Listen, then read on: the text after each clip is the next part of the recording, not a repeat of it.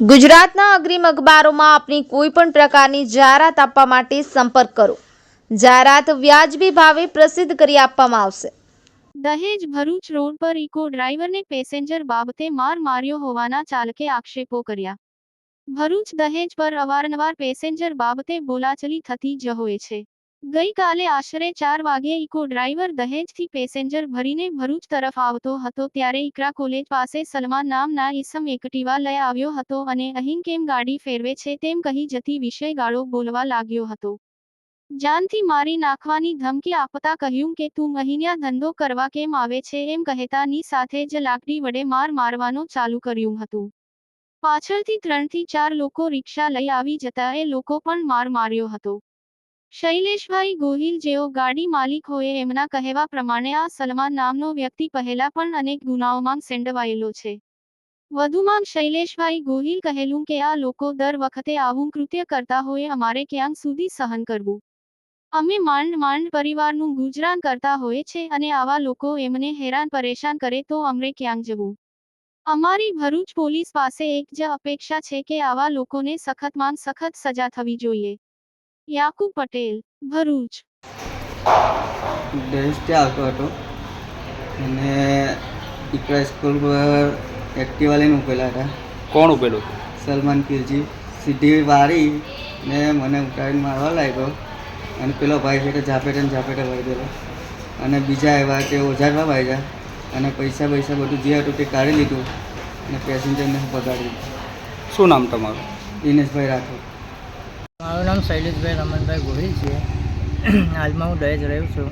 એક ઇકો ગાડી પર મારો ડ્રાઈવર રાખીને હું મારું ઘર જીવન ગુજાર કરું છું. આ રીતને એક સલમાન ખિલજી તે બાયપાસમાં રહે છે. અનેક વાર અમારા જેવા લોકો પાસે લુખ્ખાગીરી કરીને ગાડીમાંથી પેસેન્જર ઉતારે, અનેક રીતે ગાળો બોલવી, અનેક રીતે એ લોકો મને મારી નાખવાની ધમકી આપે છે. તમે ભરૂચમાં આવશો તમે મારી નાખીશું, તમારા ધંધો નહીં કરો, અમે કરી શકીશું, અમારું રાજ ચાલે છે. આ રીતને દરેક વખતે એવા લોકો એ કરે છે. ને ગઈકાલની વાત એવી હતી કે મારો ડ્રાઈવર ભરૂચ પેસેન્જર ભરીને જતો હતો.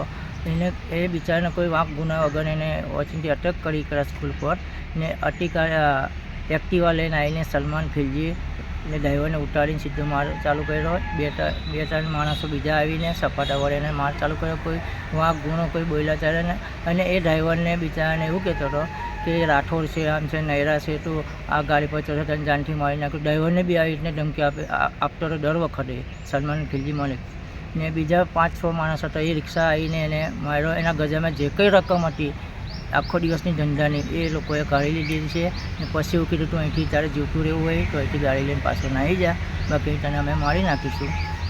આ રીતને દર વખતે એને આ રીતના સલમાન ખિલજી દર વખત ધમકી આપતો રહે છે મને. આ હિસાબથી અમે બાયપાસ નથી જતા. લડાઈ ઝઘડો ખાવાના દર વખત સલમાન ખિલજી માથાભારે તત્વ છે ને સલમાન ખિલજી દર વખતે આ રીતના મને હેરાનગતિ કરતો જ છે ને સલમાન ખિલજી અનેક ગુનાઓમાં સંડવાયેલો છે ને માથાભારે વ્યક્તિ છે સલમાન ખિલજી.